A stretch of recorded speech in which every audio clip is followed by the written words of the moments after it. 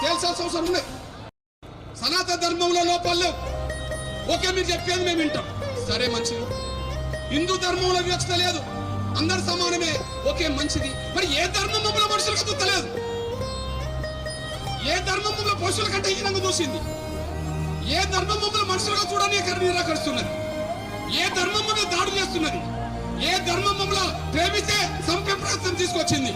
ఇది తెలుసండి.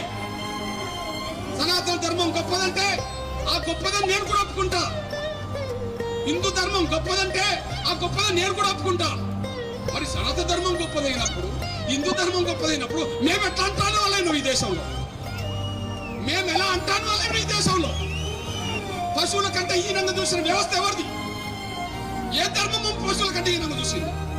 ఏ ధర్మం మమ్మల్ని మనుషులు చూడని నిరాకరిస్తున్నది? ఏ ధర్మం మమ్మల్ని చిన్న చూపు చూస్తున్నది? ఏ ధర్మం మమ్మల్ని అందరూ సమానంగా చూడలేదు?